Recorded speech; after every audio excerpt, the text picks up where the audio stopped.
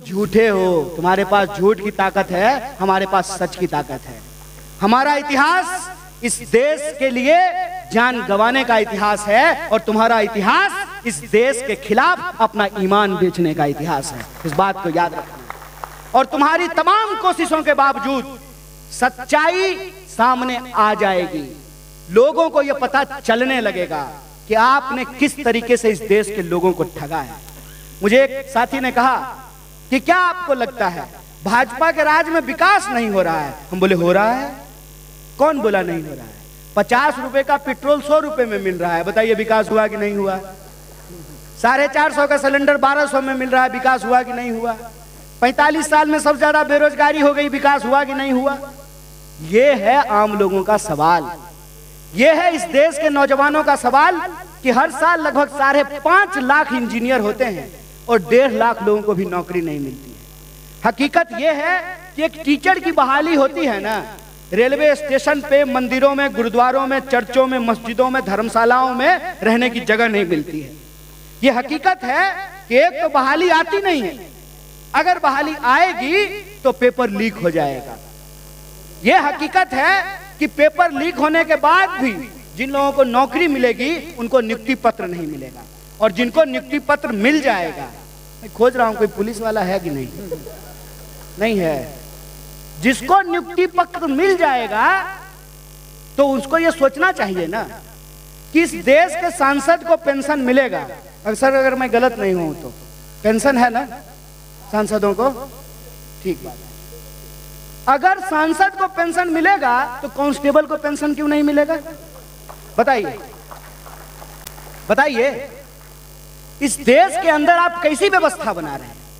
आप इस देश के अंदर ऐसी व्यवस्था बना रहे हैं कि 99% लोगों के हक और अधिकार छीन करके, 99% लोगों का रिसोर्स छीन करके 1% के खाते में आप पहुंचा देना चाहते हैं।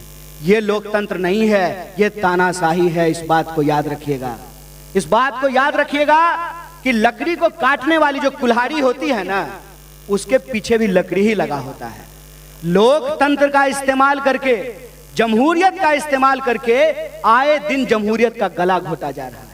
और जो लोग इनसे सवाल पूछने लगते हैं उनको या तो केस करते हैं, उनके ऊपर झूठा मुकदमा करते हैं, जेल में डालते हैं, हमला करते हैं, डराते हैं, या अपने दोस्त के चंदे के पैसे से उसका ईमान खरीदने की कोशिश करते हैं। तो मैं छात्र परिषद के एक एक कार्यकर्ताओं से अपील करना चाहता हूं कि हमारे सामने गंभीर चुनौती है। बात देखने और दिखावे की नहीं है। अगर हम उसी राजनीतिक पैटर्न पे चले, देखने और दिखावे पे, तो इस बात को याद रखिएगा, जमहूरियत नहीं बचेगा।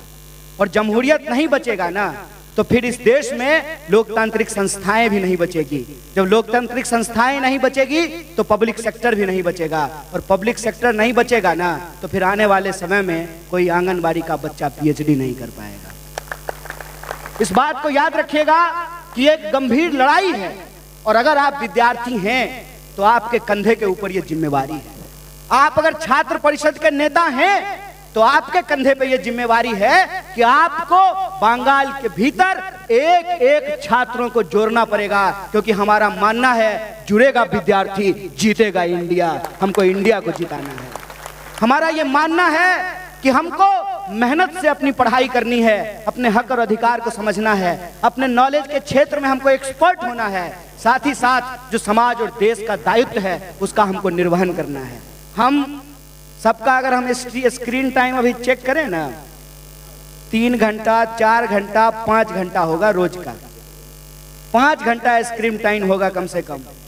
उस स्क्रीन टाइम को हम ये नहीं कह रहे हैं कि आप बंद कर दीजिए, आप चलाइए, लेकिन उस 5 घंटे में से ना 4 घंटा निकाल करके देश के लिए, समाज के लिए, छात्र परिषद के लिए आपको खून पसीना बहाना पड़ेगा। इस बात को याद रखिए। आपको इस लड़ाई को इस रूप में लड़ना पड़ेगा कि हम देश की वो विचार हैं, हम देश की वो शक्तियां हैं जो इस देश को 200 साल की अंग्रेजों की गुलामी से लड़ करके आजादी दिलाए। हम वो शक्तियां हैं, वो विरासत हमारे हाथ में है कि इस आजाद देश में जो आजाद नागरिक है उनके आजादी के अधिकारों की रक्षा करना हमारे कंधे के ऊपर है। इसीलिए आप सबसे मैं आग्रह करना चाहता हूं कि जो महीने बीत रहे हैं हमारे लिए गंभीर समय है, और इस गंभीर समय में हमको अपनी पूरी ताकत लगा करके जो हम जोड़ने वाली शक्तियां हैं, इस समाज को बांटने वाली शक्तियों को हमको परास्त करना पड़ेगा। देश के भीतर जो एक झूठ का बोलबाला है, इस झूठ के बोलबाले को खत्म करके हमको सच के राज को स्थापित करना पड़ेगा। समाज में जिस तरीके से नफरत फैलाई जा रही है, लोगों को आपस में बांटा जा रहा है, लड़ाया जा रहा है, कहीं जात के आधार पे, धर्म के आधार पे, भाषा बोली के आधार पे, इस देश के हमको इकट्ठा रहना है। 550 से ज्यादा रियासतों को जोड़ करके सरदार वल्लभ भाई पटेल ने एक भारतवर्ष का निर्माण किया। शहीद आजम भगत सिंह 23 वर्ष के उम्र में अपना जीवन कुर्बान कर दिए आम लोगों के आमूल चूल परिवर्तन के लिए।